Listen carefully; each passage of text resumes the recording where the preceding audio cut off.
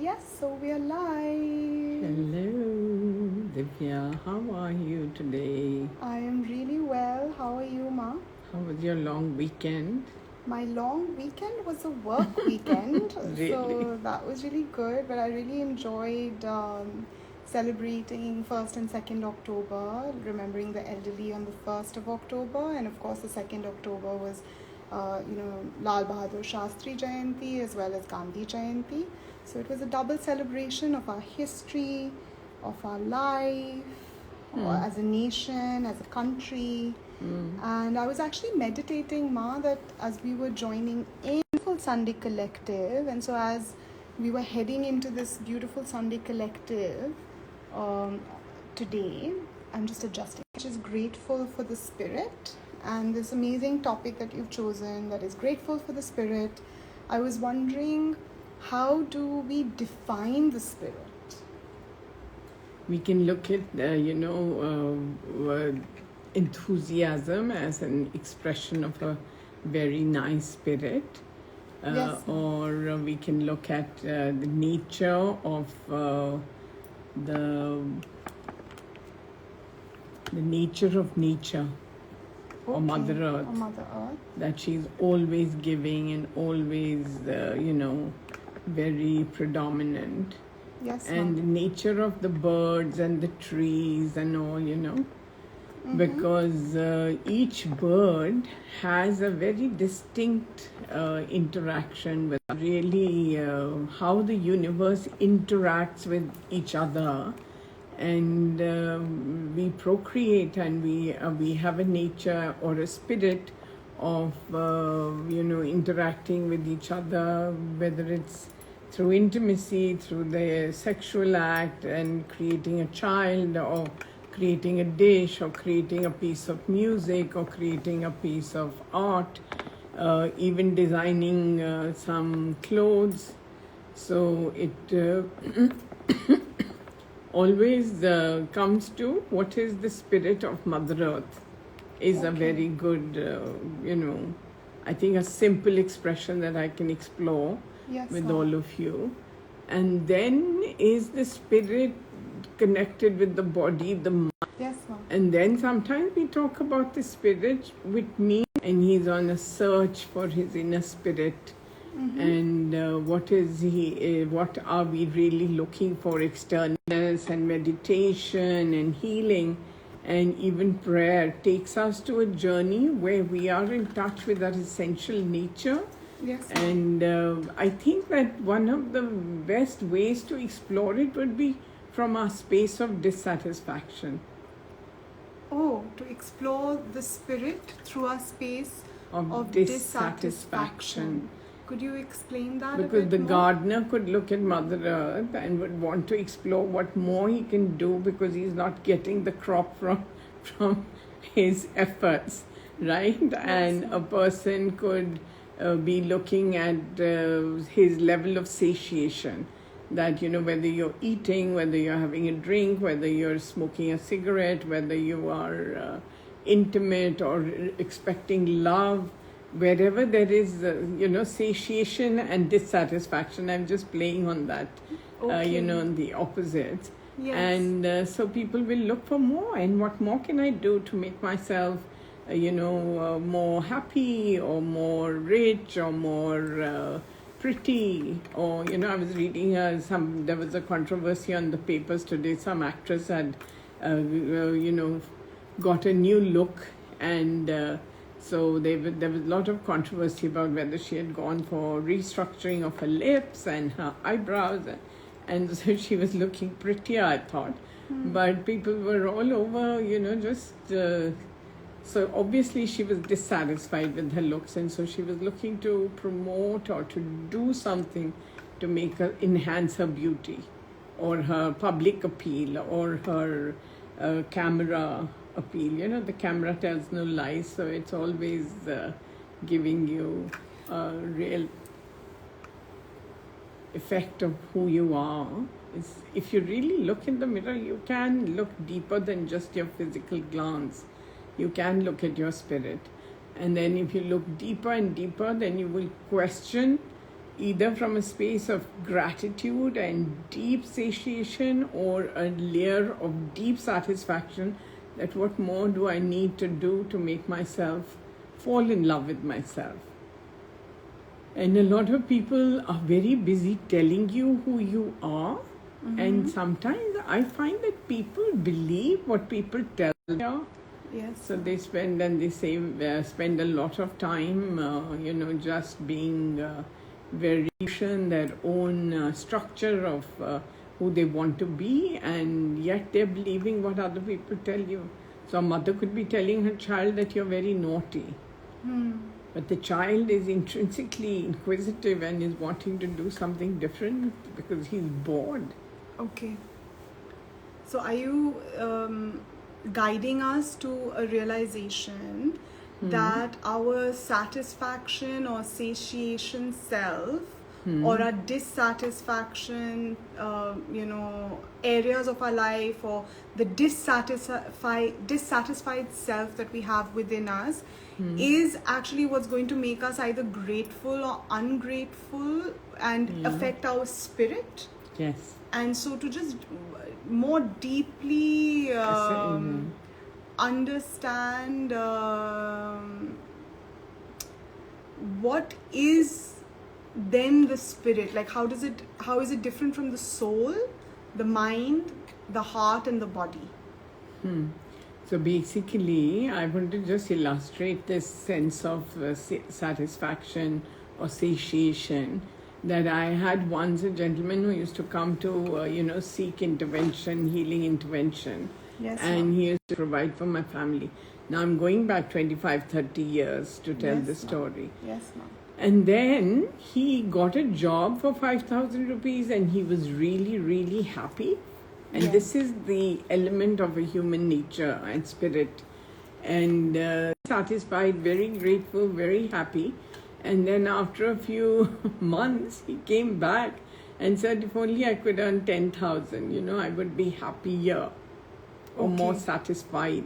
Okay. And the story went on and on and on over a journey of, I think, 20 years, that even today he's maybe earning 50 crores in a year, and he's still dissatisfied. Okay. Because he's hungry for something that he's not sure. His spirit inside is looking, for a satisfaction which may be more spiritual in nature and not so material in nature. And so the body is something that is very material. We can see it, we can touch it. It's made of the 5 elements. And then we have 2 very subtle elements which is Kam and Vayu, which is space and air. And our mind is always working with these 2 subtle energies that are, creating thoughts, and they're moving. And just as the breeze, we are breathing in and breathing out automatically, our mind is also connecting to thoughts and multiplying them. And I could be talking to you and thinking of something totally different in my mind. There could be some part of my mind thinking about, or maybe chanting a mantra, or maybe healing or some healing prayers, and doing other things with my mind. So there's a wide space, and just like the movement of air, the thoughts are also coming and going and coming and going and coming and going. And then we come to the spirit or the spiritual nature of our intentions or our karmic records that we bring with us from previous lifetimes.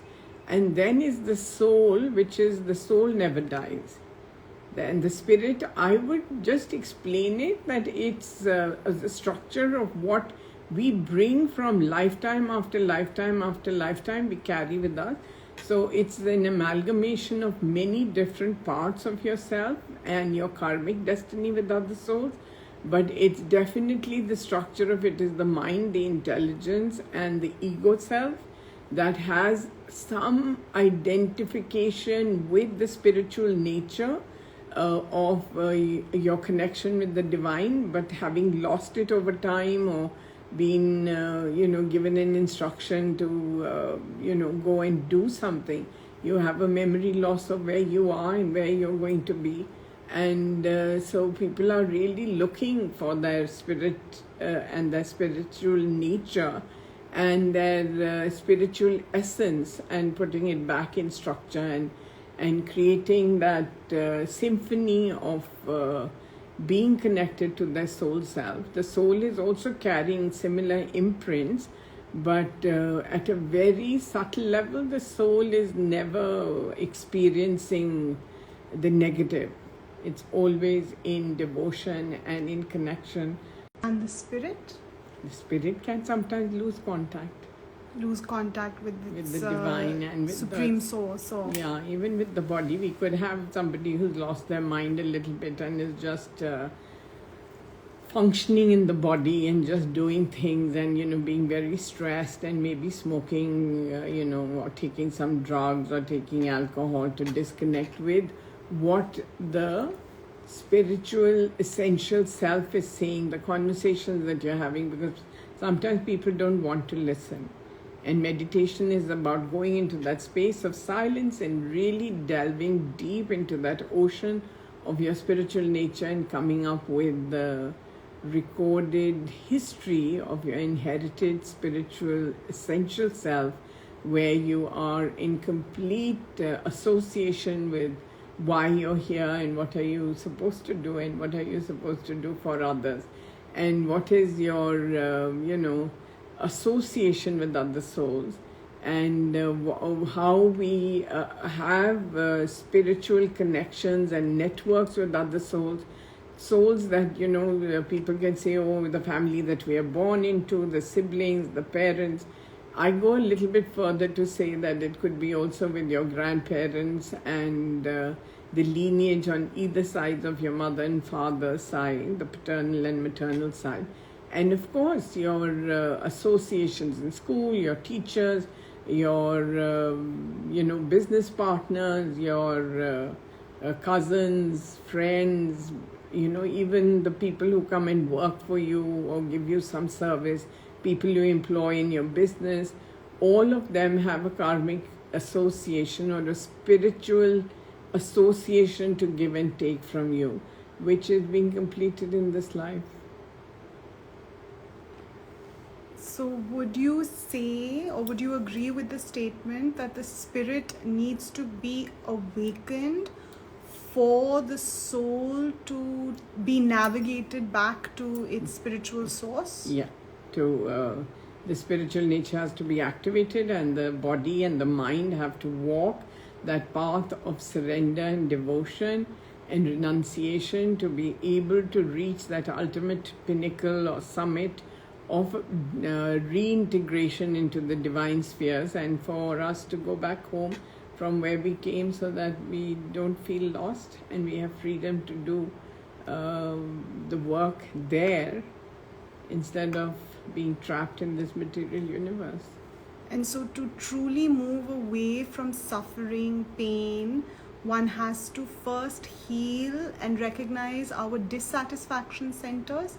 And that's exactly what you guided us right in the beginning of today's session, or for today's Sunday Collective, is that before we can be grateful for the spirit, we have to identify those areas that we are dissatisfied with, so as to then convert it into satisfaction and then awaken the spirit, which then will turn the key to enlightenment and liberation and fearlessness. And fearlessness.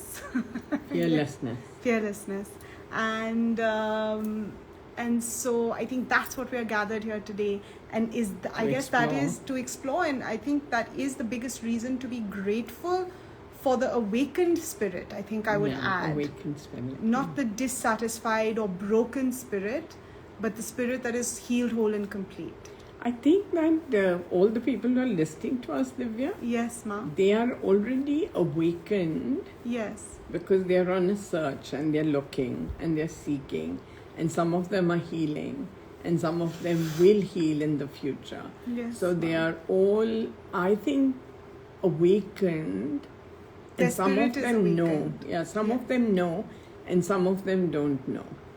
Okay. So then, does the mind and the body help the spiritual nature? Yes. Does it work in synchronicity with the, the spirit and the soul self. Yes, we all four aspects of the self have to work together to be a complete being in this world, and to enjoy and to be satisfied and to be motivated, to be smiling, to be comforted, to enjoy the music, to enjoy the art, to enjoy the food that you eat, the air that you breathe, the sun that shines. Somebody could look out of the window and say, wow, it's such a pretty day, and the universe around me is so beautiful. And someone else could be talking about how the universe is such an unhappy place, and everything's wrong, and the government is wrong, and the people are wrong, and the public is wrong, and they could just keep complaining. So when we collectively create a thought, and if there are sufficient people in the universe thinking about that they are satisfied, then there will be greater satisfaction noticed in the world. And if everybody's saying life is so bad, so bad, so bad, then we'll have collective consciousness of everybody feeling like they've got a heavy block on the head, and they're so unhappy and so troubled, and so it's not such a pretty place to be. And I think that nature around us, whether it's the trees, the plants, the bees, the butterflies, they are collaborating with us all the time. So somebody could look at a butterfly and really take joy, and really, see the beauty in the flight and all. And the other people could not even notice it. It could just fly past them, and they would not have eyes to see. And or the eyes to appreciate. And then it's the same with the trees and the fruits that they give, whether it's an apple tree, a banana tree, a cherry tree, a walnut tree.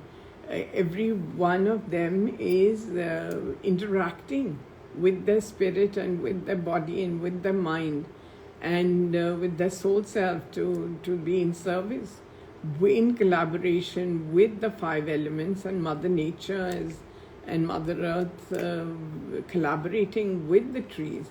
So, then you can see nature is its effulgent best with the water, with the sunlight, with the air, with the earth, and creating space for lots of beautiful things to come.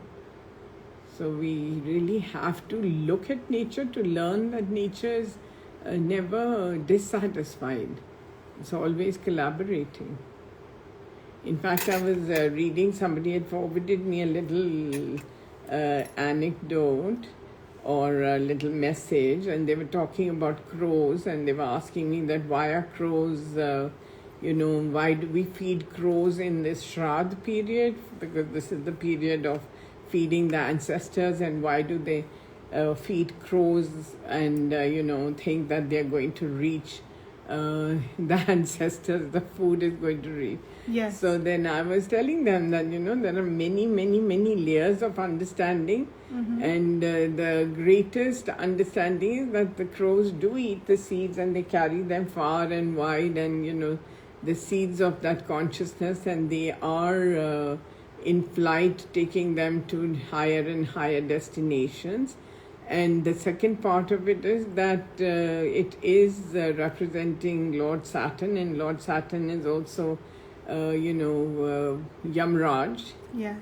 And is the keeper of his brother is Lord Yamraj. And so he's also got family association with, that it's with going... the other side, the veil behind, life, like death and beyond. Yeah.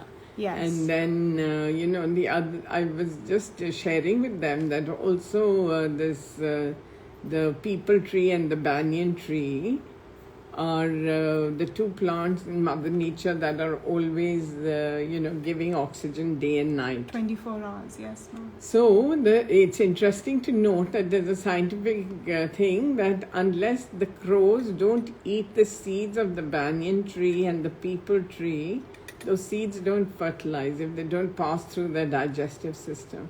So there's like a chemical reaction that's happening. Yeah. So everything is so synchronous and so collaborative in the universe that we think that, it can't really impact anything. But, even these small things all tie up, and they all part of the greatest network.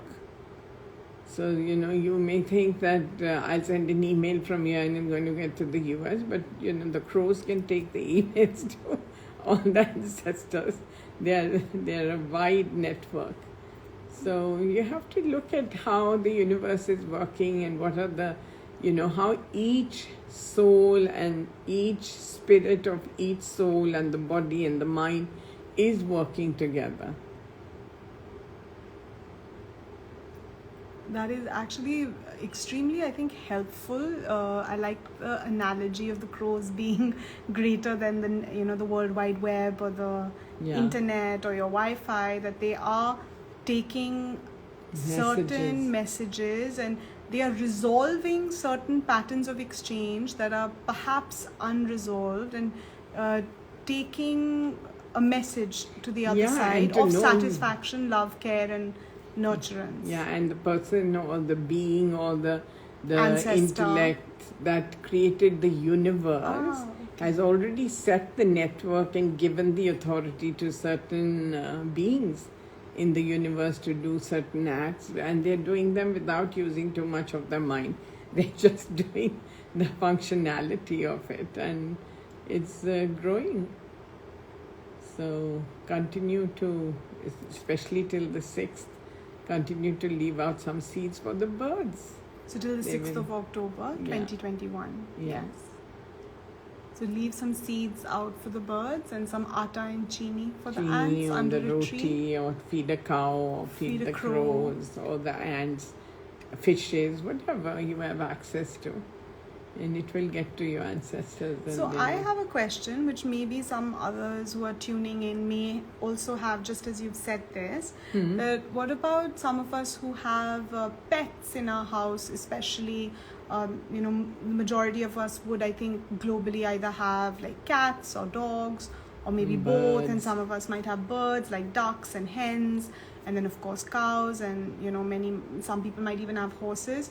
So when we do have these animals that are in our care and we are feeding them and they're part of our extended immediate family, then is that also an unconscious way of participating with some sort of service? Or what is the distinction between four-footed animals is my main question, versus aviary and birds, those animals that take flight, and ants and insects are like those animals that go deep into Mother Earth.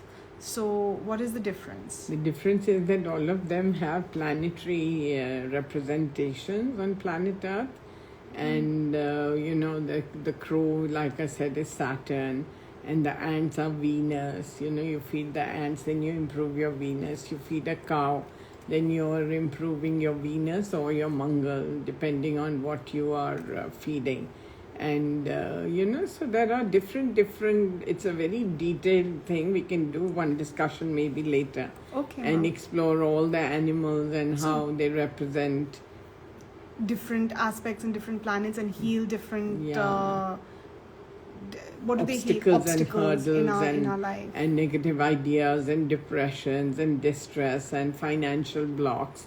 And sometimes we do tell people that give feed pigeons or feed cows or feed birds. So those are for specific things, but for overall, especially in the ancestral worship time, which is now in India, according to Vedic, any animal, even your dog, if you're feeding, it's good. And four-footed like horses, people feed cows, and the birds and the fishes, and even even leave some food for the snails and earthworms that are going deep into Mother Earth. So if someone has a compost pit, then that is adding a different layer To their daan. to their daan. Okay, wow. Yeah. So I see that Anahita and Mitali are also sort of asking about their pets or cats and dogs. And so I think the general thing that we can take away, Annie and Mitali and others who are listening in, is that feeding other beings, in the sense that feeding other creatures that are Mother Nature's creatures that are part of our extended world, is always a good thing. And Mitali asked that what about feeding a black dog? Ma'am has shared with us over many times that black dogs are a representation of Rahu and Shani at the same time, because all dogs are Rahu and Bhairoji. Yes. Lord Shiva's expansion. Yeah. So I think that yes, maybe it's not. It's a very detailed conversation, and perhaps today is not the moment.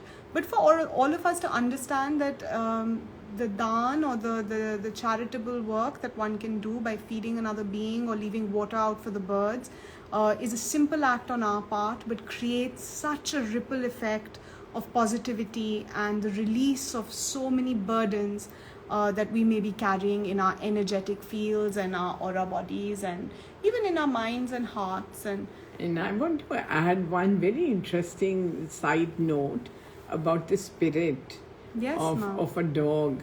So, I'm going to just take 3 examples. That I went once to somebody's house and they had an Alsatian. And when I walked in, I saw this huge, big bowl of, canine food in that bowl, and a bowl of water next to it. And I said, and I looked at that heap of food and I said, he eats that much food? So they said that it's very difficult to keep emptying the packet and, rationing out how much he wants. So we just put half a packet in that bowl and we leave it and he can eat whenever he wants. And that dog was not able to discern how much he should eat, and so he was very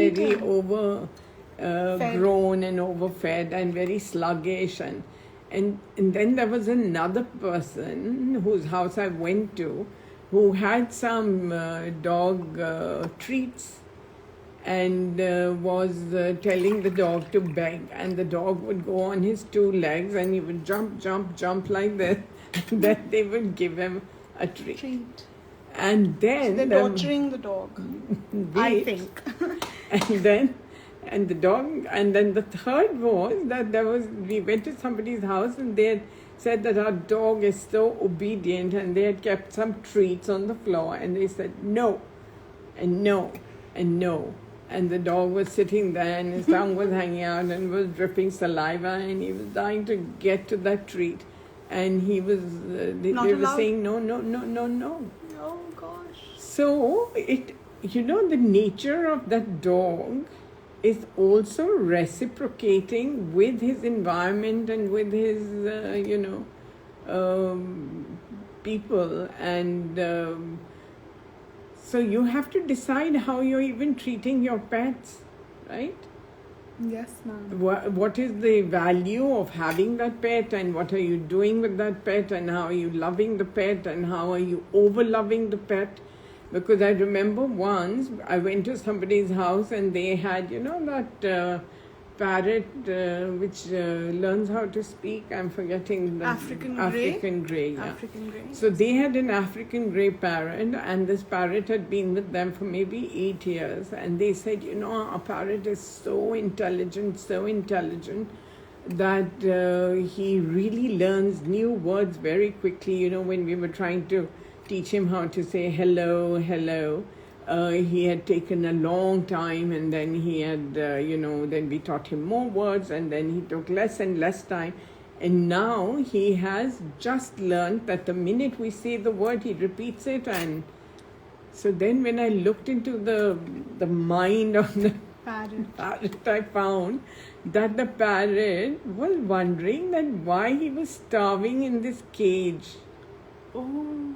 And why was he not being given the food? And he was starving. And they were not feeding that bird till he repeated the word and then gave him a reward. So after a while, he had understood that the quicker he says the word, the faster he's going to be fed. So there was a spirit and a consciousness and an essential need of the body that was all tied up to that act. And the intelligence of the bird was very much there, and the spiritual nature of the bird. And, they were teaching him all kinds of abuses and they were showing off that, and they were making him repeat. And every time he was repeating, they were giving him some little treat. And so he was repeating. And when I looked into his mind, he was not happy being in that cage. Starving.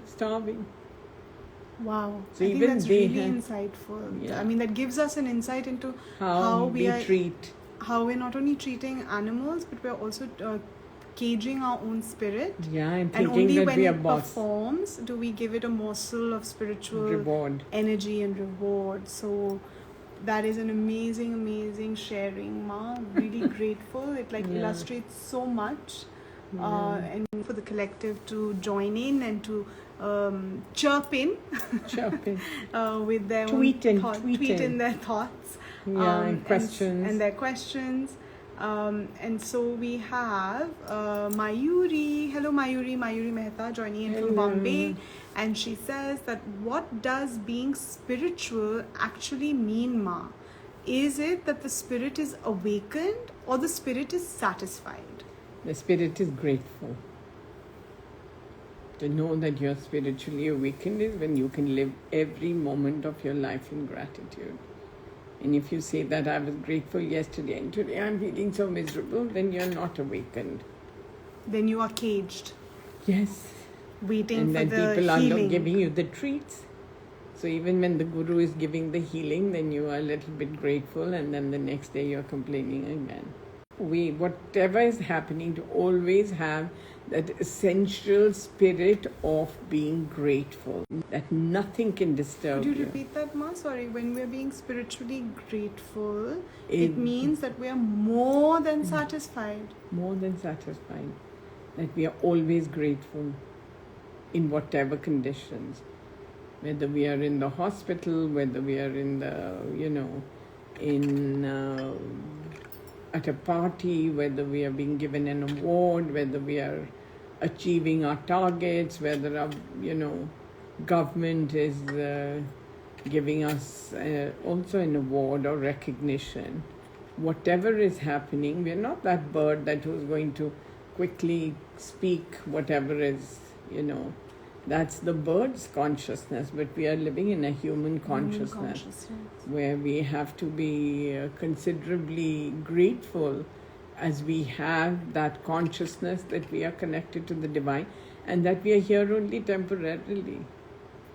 That is such a powerful statement or a powerful guidance, Ma, that you've given us, that to check ourselves that gratefulness or gratitude is beyond satisfaction. That when we are beyond just seeking that, the dal should taste a little, more salty, or the rice should be more fluffy, or, whatever our so satisfaction is deeply tied to expectation, and therefore to be grateful is to be beyond satisfied because it's beyond expectation.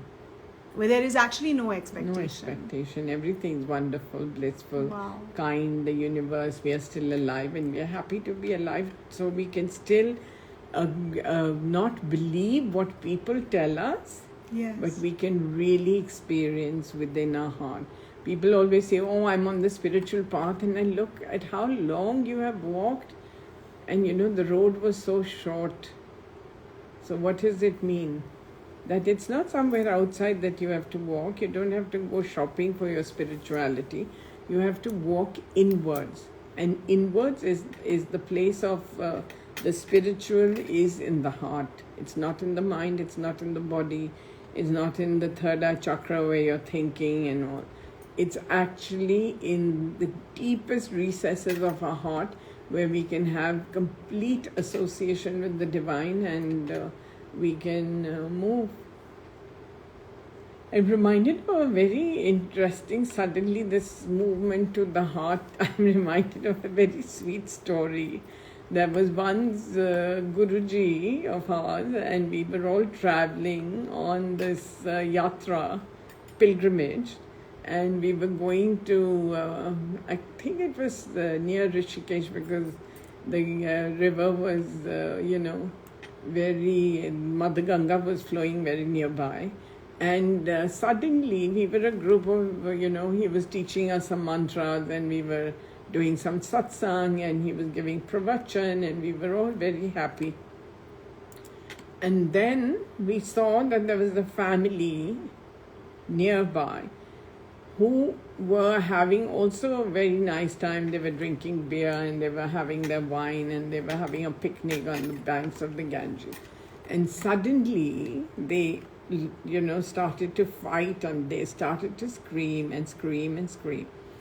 And then our Guruji was looking at them, and he was looking at all of us, and we were also all looking, and then, we were trying to heal them and send them some prayers and some blessings that they would calm down, because in that shouting and the cacophony of their shouts and their abuses and was not pleasant, and we couldn't hear what Guruji was saying. So finally, Guruji asked all of us that why, when people get angry, why do they shout at each other? So we all thought, and we all came up with a, things. So finally, Guruji told us that when people are angry, they are actually, their hearts are so far, far, far apart. There's so much distance between the hearts that the heart is that part of our body that actually hears. And so the hearts are so far away that you can't hear each other. So you have to really shout to be heard. And then he said that when people are in love, their hearts are very close, and they can hear, so they can speak softly.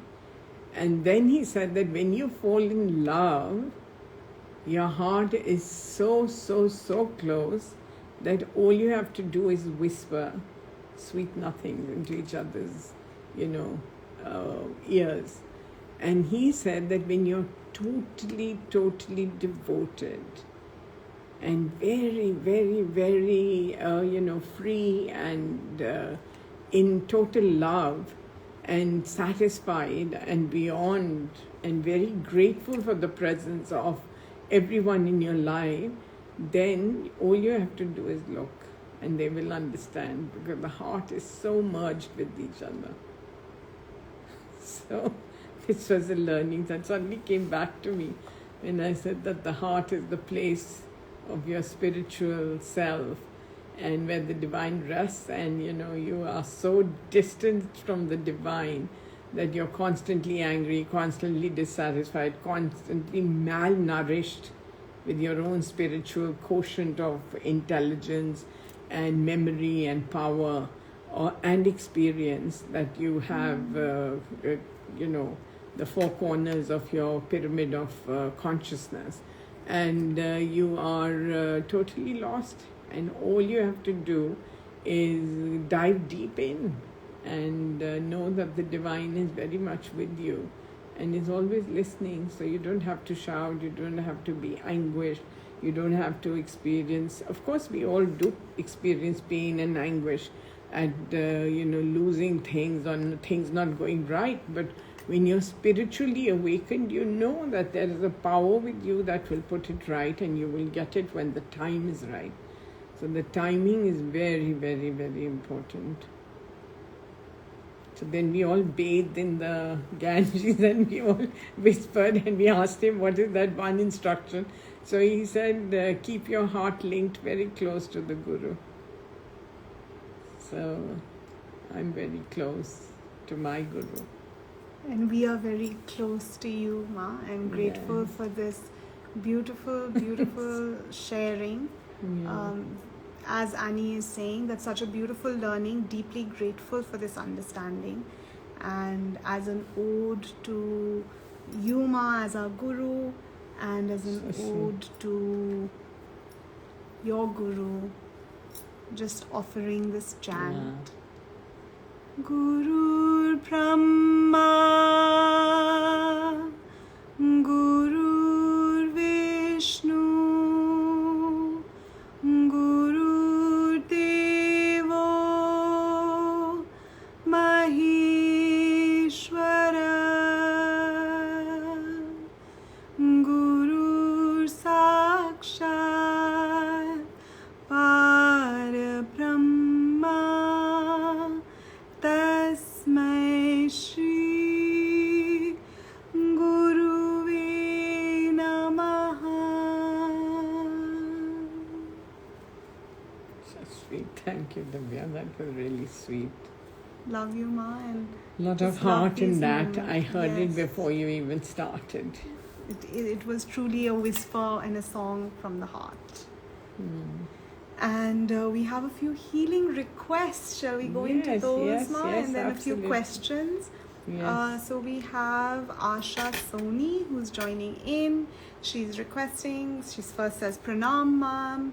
Ma'am, please guide me for my parents, she says.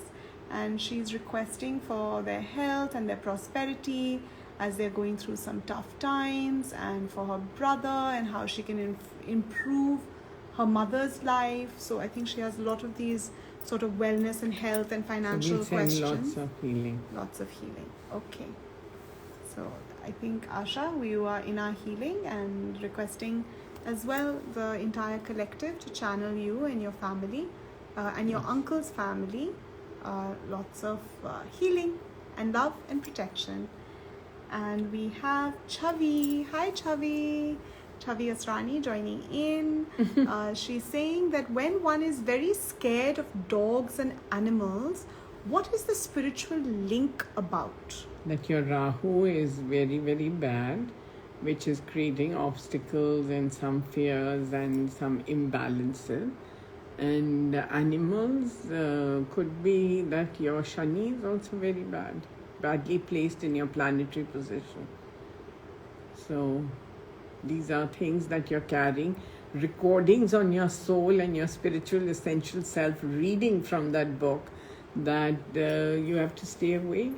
And people who have very bad Rahus at certain points in their life can even end up getting bitten by their own pet dogs. So it's people who have a bad Rahu get bitten by dogs. So I'm sending healing. Nobody should get bitten. And everybody should have a good Rahu, and I will send you healing for improving your relationship. But you have to look very deeply at your inner self, and what are the other things that you're afraid of. It could be just that you have a fear-based personality, and it doesn't have anything to do. You could be afraid of the dark also. You could be afraid of meeting new people. You could be afraid of having conversations. You could be afraid of, what are the other things that you can be afraid of? The dark, as you said. You could even Heights. be afraid of heights. You could be afraid of Spiders. Spiders. You could be Cockroaches. cockroaches for sure. Rats. Lizards, insects, bugs. I know a lot of people are afraid of the rain. Like I used to have this one friend in Thunder. boarding school who would always get very scared with the thunder and the lightning, and she would never step out in the rain. And all of us used to love, just bathing Dancing in the in the rain or rain. dancing in the rain or playing football in the rain. And yes. So we'll send healing to Chavi. Lots of Yes. it. Yes, so Chavi does share lots of hearts and love, and she says, yes, please, healing for the same, as she has been bitten many times. So I didn't know that, Chavi. So definitely sending you lots of healing, love and protection. And Asha Soni asks again that, ma'am, can you please guide me with something that I can do for my father, Ratan Soni's Dan health? to the crows. Dan to the crows. Yes, ma'am. And then over here on lovely Facebook, we have Rajshri Shemrudkar. Hello, Rajshri. She says, Pranam, Ma. Request healing for situation at work, for cordial and progressive atmosphere in the team towards me, and getting recognized and benefited for all the effort put in by me. Always grateful, Rajshri. Keep a little silver box filled with honey on your office table, and all relationships will be healed. And Dr. Mona Bhatia joins us. Hello. And she says, love you always, Renooji. Very, very grateful to have you as our guru. Thank you. Love you too. And there's lots of love coming in from everyone who's joining in. I'm just scrolling to see for any questions if I have missed them out. I heal not. But now I think is a perfect time for me to ask the question. Yes. That once we are in this space of great whispering, of great silence, of looking at the heart and walking into our heart and into the heart of the divine, or recognizing that we're already in the heart of the divine, what are the day-to-day challenges or obstacles that in your healing journey, Ma, as a spiritual mentor, guide, guru, that you have seen people and individuals and even families and society at large, what are the obstacles and challenges that we have at the macro level and the micro level that take us away from gratitude and satisfaction? I think that it all starts with expectation. And the expectation is that you wake up in the morning and you are very happy, and you've decided in the night that you're going to be happy and grateful tomorrow morning. And the minute you go into your washroom to brush your teeth, you look in the mirror and you already find 5 things wrong with your face and your hair. Oh. And then suddenly, you hear the phone ring, or there's some emergency, or something happens to disturb the tranquil path that you had imagined your day to be full of. So instead of taking that as an adventure or as a design of the divine, that's what you have to do today, people get very flustered and they get very, that their personal space has been impinged on, and they are not willing to be of service to anyone. And when we ask that, the person who's asking, is that person never done anything for them? Then they'll tell you 5 things that the person has done, but they are not willing to give anything back. So I think a central figure, a central portal or central point of experience, that we have all become a little bit selfish. We are not, willing to do anything for the world. We are not willing to feed the birds. We are not willing to water the plants. We are not willing to, do something in the home, or, spontaneously. I was talking to a family in Dubai the other day, and they were telling me that their children have to put the clothes in the washing machine, and then they have to, help the father put them out to dry, the clothes, and then they have to put the dishes in the dishwasher? Yes, yeah, ma'am. Dishwasher. And I was thinking back to my childhood and, the amount of work that we used to do. There were no machines. These machines are doing a great disservice to the human race, because they are keeping you away from actually experiencing the act of really doing something with your body. So remember that the tree is using its body, the leaves are manufacturing the food, nobody is, the rain is falling to give them the water, and the earth they are pulling the nutrition out of Mother Earth's body, and the sun is shining, and they're happy, and they're creating all the fruits and the flowers and the fragrance and the leaves and the oil in the leaves and whatever. If you look at a coconut, the coconut oil is there. If you look at eucalyptus, you can have eucalyptus oil, fragrance. There are so many medicinal plants that just pull everything out of, even if you look at mustard, Yes. sarson ka saag, we eat the leaves, the greens, and those are mustard greens, and we make delicious dishes out of them. And yet when the plant is fully grown and we take the seed, it's very, we get the mustard oil, and it's all coming from Mother Earth's body. And then whatever is left over, it's still food for the cows and, maybe horses. And so it's very health inducing. So I'm saying that the plant is created, and right till the end, there is some functionality of that plant. So it's even when it's giving up its life, it's still family structures. Are we useful to the people that we live with? Are we willing to do something for each other? Are we even willing to say kind words, open our arms out and hug somebody, maybe cook a meal for somebody? I don't think that people are that instructive to their own selves that let me do it spontaneously. And I know a lot of people who say, but they never asked, so we didn't do it. Yes, ma'am. That is, I think, a very common phrase that people do, that they want to be asked. They want that the other person should be humbled enough to beg them for some mercy, and then they feel so powerful. So that is a very difficult human behavior that we have to wade ourselves through. We have to check, what are we doing, what are we expecting, what are we nurturing, and what are we, stepping out of our comfort zone to do something for someone else. Yes. So those are very, very important rules. So I think that there are 5 distinct rules that I would really tell people. That first of all, expectation comes from the root chakra. And where does it grows? The roots of expectation come from the root chakra of your body, which is at the base of your spine, which is red in color. And when those expectations are not met, then we get very angry, and the color of anger is also very red. Okay.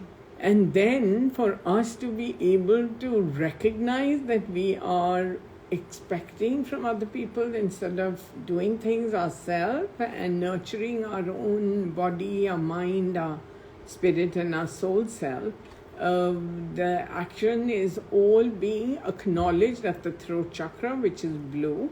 So when we are free of expectation, we are very calm, like the ocean or the sky, very magnified and expansive and very centered and very mindful and very meditative and very healed and very calm.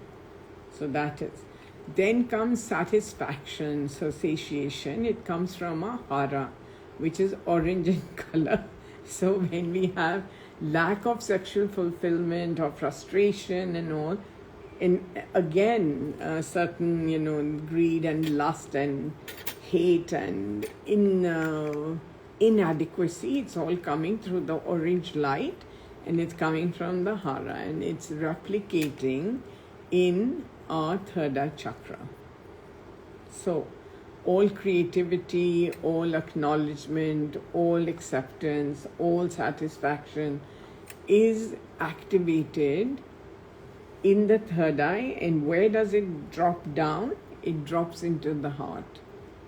So when we are looking at the 3 chakras that are involved in us recognizing that we are satisfied beings, so it is from the third eye to the throat, and from the throat we are converting it into pleasure at the heart.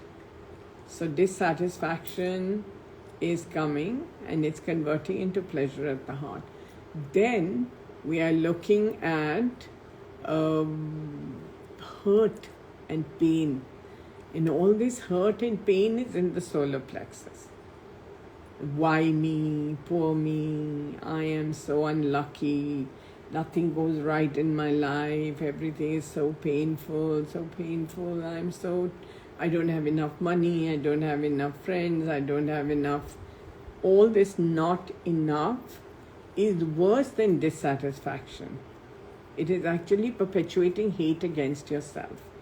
And this grows into, from the solar plexus, the only way it can convert is when the liver and gallbladder chakra and the spleen and pancreas are activated, where you can have self-love and you can have forgiveness.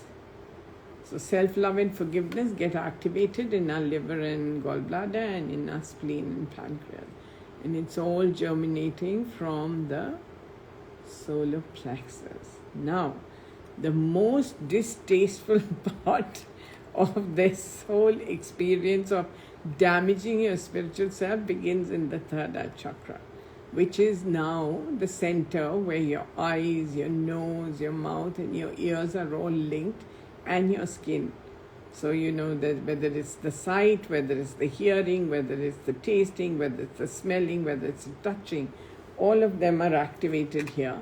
And this is the most subtle of diseases, where we are in constant pretense that everything is okay. But inside we are not okay. And when that inside is okay, it begins at the heart and it blooms as a beautiful lotus flower at the top of our head. And that is what I call devotion in silence, devotion in selfless service, where we are living in complete gratitude. So that is the structure of the human anatomy, and the chakras, how they are interconnected and how they unfurl and how they accentuate our spiritual nature. And that's why, you know, pretense at the third eye. Remember then when we were very young, they used to say that mauve and violet you shouldn't wear because it makes you totally crazy and mad. You know, it leads to, arrogance and pretense. And so that I understand it after I've understood. You know, when I was a very little girl, we used to be in school, and that's what we used to be told by some of our wise friends and teachers sometimes. And that it's a very difficult color to carry through. It's because your third eye chakra is sometimes pretending, because it's the controller chakra of all your other chakras. It's the ajna, the agya chakra, instruction giving center of your whole body, and the pineal and the pituitary glands. So when they are activated, then there is a great flowering of contentment, gratitude, and at a lower level, satisfaction, satiation. That is just an amazing amount of very valuable information that I think definitely will guide me in my day-to-day healing practices. And for those listening in, I'm sure it has been fascinating. And they can listen helpful, again. and they can keep listening again, absolutely. Yeah. And so we have Mamta Dhingra, who says, grateful for these insights, Ma, journeying into different aspects of spirituality with you, Ma. Grateful for all the experiences that are being awakened in the last few months. And then we have Bindu 2312, who's joining in, who asks and requests you, Ma, to assist her with resolving restlessness that she is having. And she's requesting guidance on how to relax her worries, mostly about her son. The first and foremost, that send him lots of hugs in your heart, from your heart, and know that he is the most beloved person. And the more, if you send him negative vibrations, he's going to respond negatively. So send him always love, love, love, love, love, and respect, respect, respect, respect, respect. And why am I saying it five times? From your eyes, from your ears, from your nose, from your mouth, from your skin. Every, gyan indriya, that the knowledge gaining senses, that they should be always taking this identification that you love him unconditionally. That whatever he does, whether he gets this result, marries this girl, lives in this country, does this business, whatever he's doing, it's perfect for him. And you're not a controller, you're not the divine, and you're going to surrender. When you surrender and you begin to have gratitude that he's in your life, then 99% of the battles are already diluted. So then he is going to be very surrendered to listening, because he'll know his mother's a very wise lady.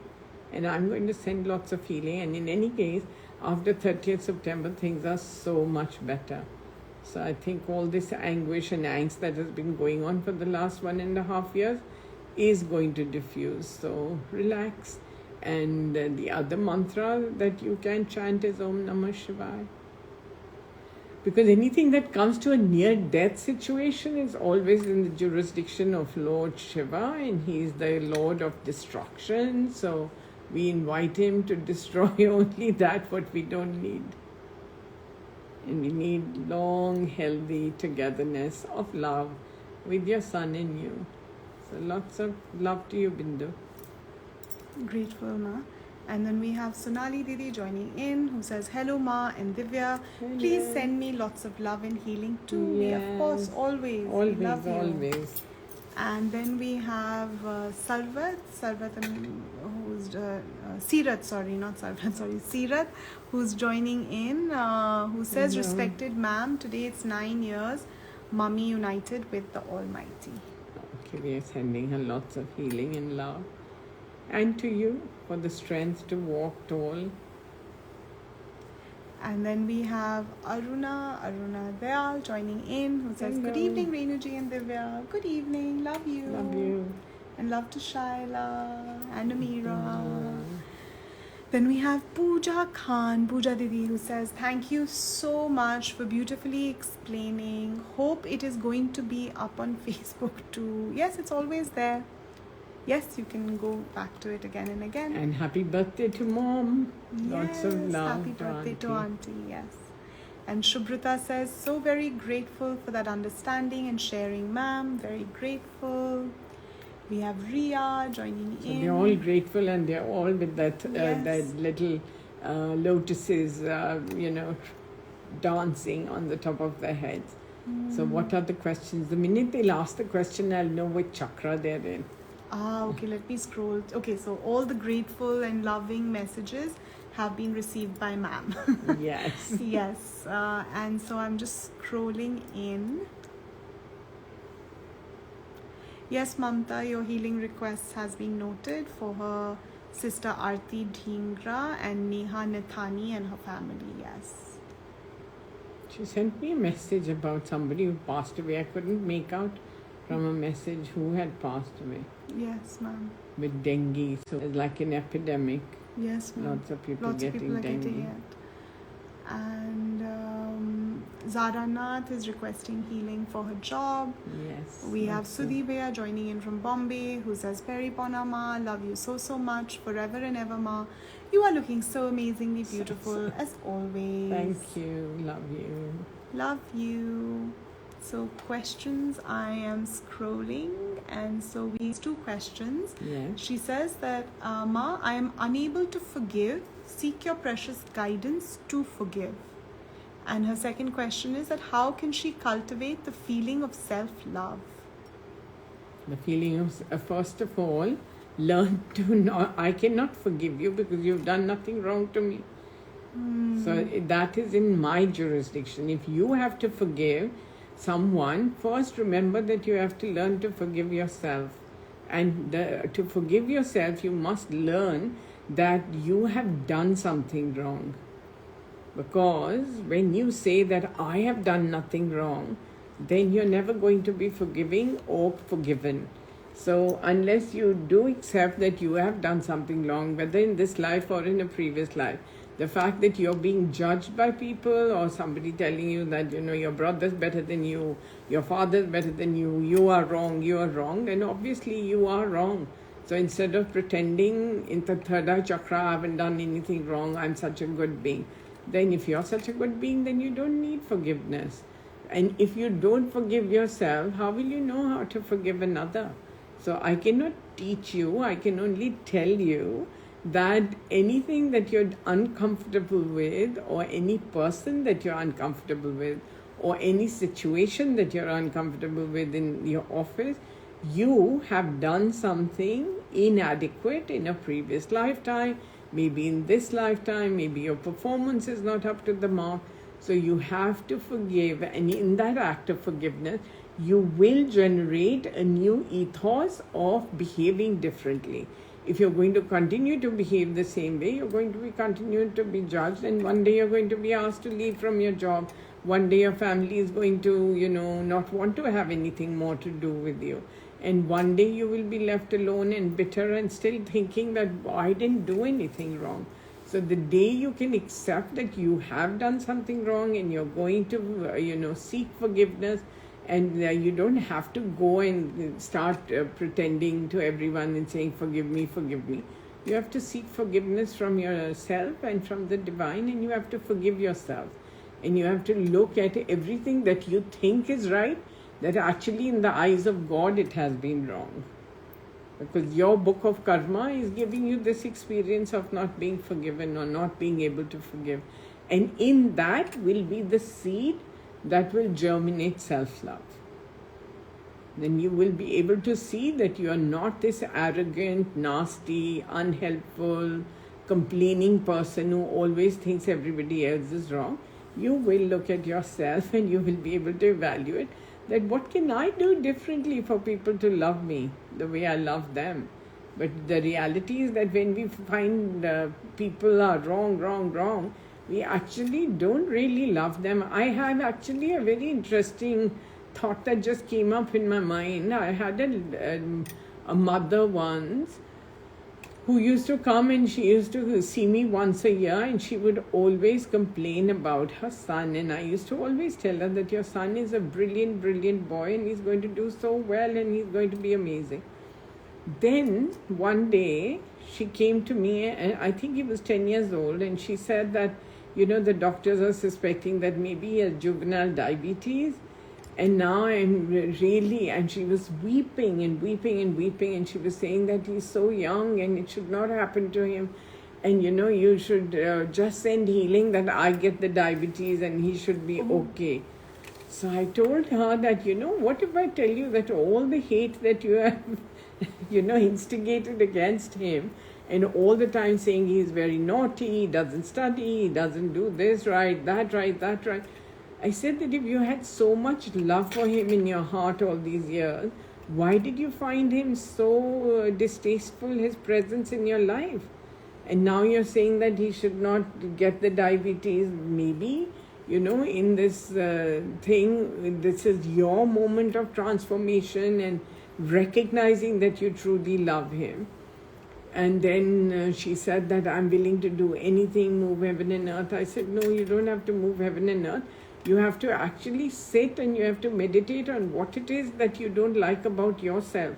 So she said, myself? I said, yeah, because diabetes, is an issue of deep anger and offense against the Guru. And the Vedas, it says you get diabetes because you have offended a spiritual Guru in a previous lifetime.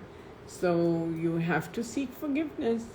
So then she was saying that, what have I done? I said, no, you have to, really find out. So then she came back the next day and she was sitting outside my office and saying, I have to see ma'am. So I said, okay. So then I called her into my office and she said that, I have recognized that I actually don't love myself. So I said, in what way? So she said, when I was little, I used to look at all my cousins and I used to think they're so pretty. And I used to look at myself and I used to say that I'm not pretty enough. And so I said, so what's the transformation? She said, I looked at the mirror today morning and I said that I'm the prettiest for myself. So I've fallen in love with myself and, everything is wonderful. So I said, okay, so we're going to send healing. And then you come back to me. This is a moment of great realization that you're no more angry with the world and with God for not making you pretty. You finally accept it. It was as simple as that. And then she said, I really love my son. And the son was outside and he came. And I looked at the daughter and I didn't see any diabetes. Wow. So I said that, okay, maybe we should do some more insulin testing on him and all. So they went back to the doctor and then the doctor did some more testing and then they found that it was just an erratic, maybe a mistake in the thing or something, and that they tested him for 6 months. He was absolutely fine and now he's 26. And in the US, he doesn't have diabetes, but his mother is completely transformed. she's so in love with herself and with her son and with the world she's spiritual. Amazing. So sometimes it can be at a point of loss or disease or pain. That is the moment when you can actually awaken. It's like somebody pinches you, you say, ouch. And then you say, okay, and then they say new pinch. Because you're it's the wearing new you. clothes. Yes. The new you. So that's why the pinch is so important. Really, Pain is transformational.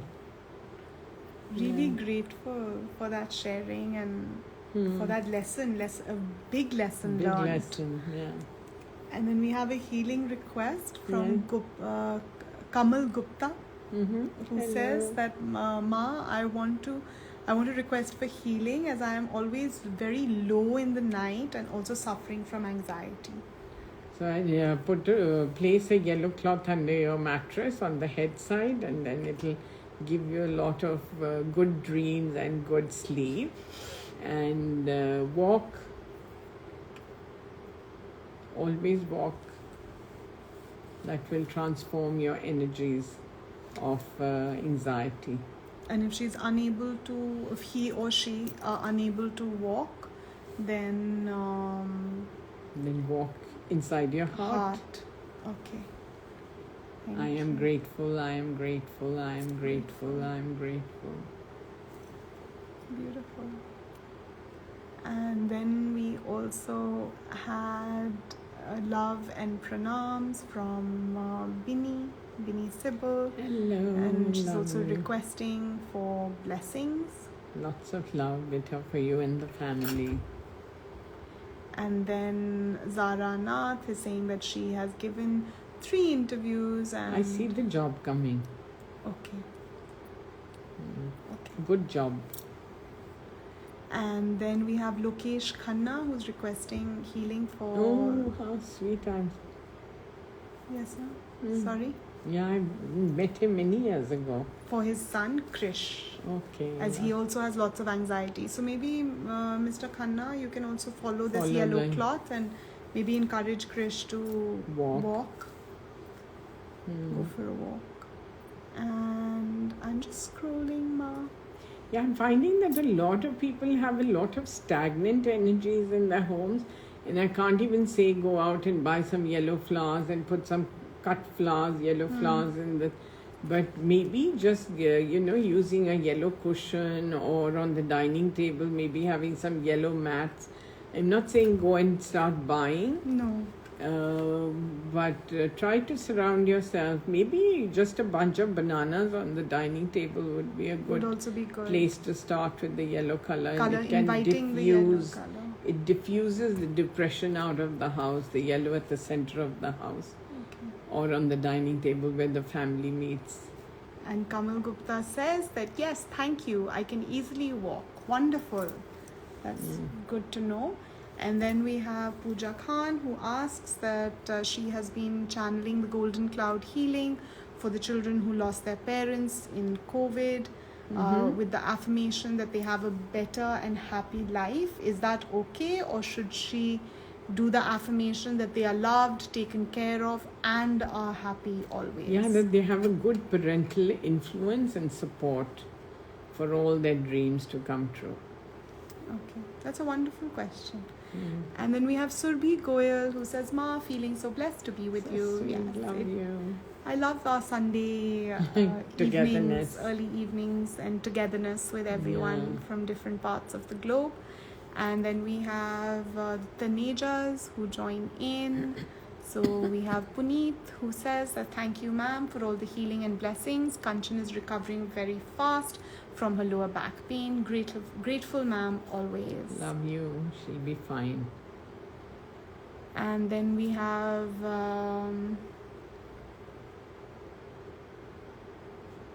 Parveen Paul is joining in. Yes, hello. And she says that Vivan just said that one looks like one's thoughts and you, ma'am, look so elegant. So sweet. I was just looking and hearing her speak, and suddenly I had a flash that this week I had somebody who was expressing to me in her own words that how we are so bereft of gratitude. So she said that, she has inherited a shop which is like maybe 5-6 crores is the net value of the shop. And she's saying that she decided, and her mother was giving her this gift of this shop. And so her mother and she had gone to have it cleaned so that we could put it on rent. And she's saying she walked into the shop and she found 3 metal, what are they called? Ladders. Ah, 3 metal ladders that the people who had rented the shop before them had left behind. She's saying that she was so excited about the 3 ladders that someone had left behind. And she kept telling her mother, oh, it's so exciting, see, I got free 3 ladders. So the mother turned around and said to her that, are you for real? You have such a narrow, appreciation point in your brain that you're not looking at what is the gift of the shop and the value of the shop, and you're focusing on what you got free from. It's not free, we paid for it to the people when they left it behind. So, this is part of the thing. So I was thinking about it, metal stairs, like ladders. They're taking it to the height, and 3 is the number of the Guru or Jupiter. And the metal is Saturn. And then she's going to lift up. So she said that it was a very transformational moment for her spirit, that it was immediately awakened by what she was told by her mother, that gratitude has to be spontaneous for what you can actually, what you're actually receiving. It's like a gift. It's going to be like giving you rental income for the rest of your life. And why are you focusing? So she kept asking me that why was she focusing so much on the little things. So I said that we are so triggered by our narrow-mindedness that our sight, our hearing, our smelling, our tasting, and our touching the truth sometimes is infected, and we are not able to see the real picture as it is. And then, of course, I was looking at, Saturn and Jupiter being conjunct and in togetherness, and not letting a lot of us be happy. I get lots and lots of messages these days about people being depressed, and they are unhappy, and they're dissatisfied, and their spirit is so low that they are not able to cultivate that wellness for themselves. So I think chanting Om Namo Shivaya, putting some yellow, maybe a pillow or cushion, or even 1/2 meter of yellow cloth under your mattress on the head side will induce a lot of good, growth for your stability, and for the lotus of gratitude to glow nicely, a golden lotus at the top of your head, which is spiraling with little rivulets of platinum and silver and copper, and it's a beautiful time coming up with Diwali, and we are going to be having lots of healing candles available and some yantras for Diwali. But if you can always order some from us, and yes. If not, just pray. For this month is very auspicious. And we're going to be having all the Navratri meditations that are beginning on the 7th of October. And we're also going to have the Honoring the Ancestors meditation on the 6th of October. So there's a lot to look forward to, a lot of healing opportunities to participate in. Yes. And yes, that is really, really a more positive atmosphere. I think globally there is a subtle and slight sense of change towards positivity. Separation and togetherness. Yes. Yeah, so we need to be very together. Absolutely. So nobody else has a question? They do. There are many healing requests and questions. So we have Natasha Nath on Facebook who is saying that, hello ma'am. Hello. Wanted to know, will things work out with the boy I like right now? Requesting blessings. Yes, it will work out, but not as soon as you think. it will be good news in November. Okay. And then Fozia has a healing request for Aryan Khan and other celebrity children, that they stay out of trouble and With addiction, drugs. and that they are on the right path. So I'll add that should be for all children. Why just Why Aryan just Khan? celebrity children? Yeah. Yes, so I'll Send healing to all of them. children. Yeah, that they should be find their purpose and really Yeah, live. but she just feels that maybe her children look up to the celebrity children and ape them, so they should not do all these things, so that they don't become heroes and they think it's okay for them to also, mimic that. mimic that, Oh emulate. wow, I didn't think of it like that. That's a great point. And then we have Preeti Porwal and Tinu sending love and pranams. Big hugs to both of you. And then we have Santosh Sharda saying love you, and Divya love you too. Love you, love you, love you. And of course we have my beautiful Simran and the girls, Simran Sani, saying thanks Ma for always sending us healing and being there for the girls and me. Chandigarh ki Ashiki is coming out. We love you. And then you have Suryanshi Chanana, who says, hello ma'am, Anubhav and me are so much blessed by you, can't thank you enough. Yes, love you, beta. And then we have Binu Lad, who says, good evening ma, please send healing for my father as he isn't feeling well for many days now. Okay, you'll be fine tomorrow. Yes. And then we have a question from Sakshi, who says that Ma, I'm worried about my parents' health as they are worried about my brother. How can they convince my brother to take correct decisions in business? It's not your job. We'll send healing. Your parents are fine. They're not at all ill. Ill at all. And then we have Ashwini Marwa, Ashwini Bhaiya joining in. Big hugs. Who says, love you mom, bowing at your lotus feet. Love you, love you.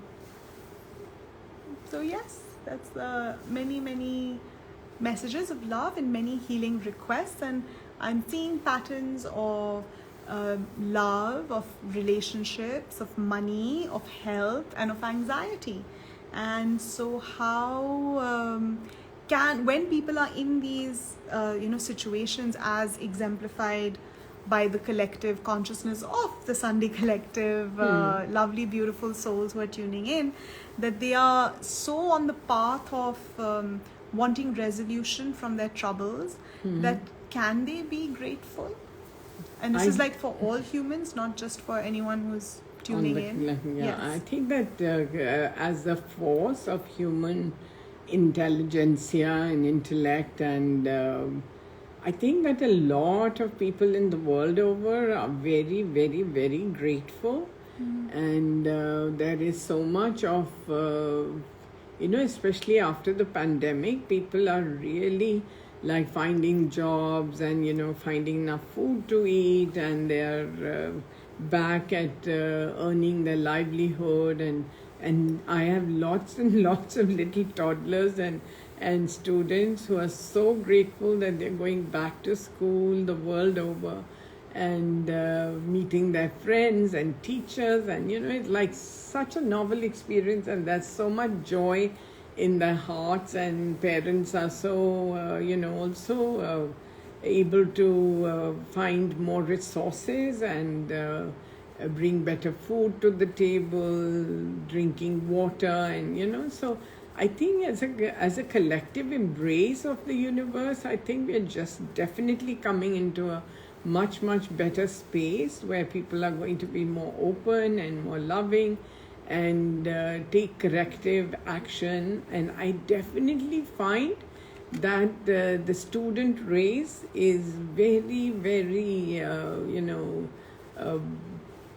expansive in their gratitude. I had a message today I was reading from one of my initiated students who's studying medicine, and he was saying that he's doing his internship in the gynecology ward, and he's helping to give birth to new babies.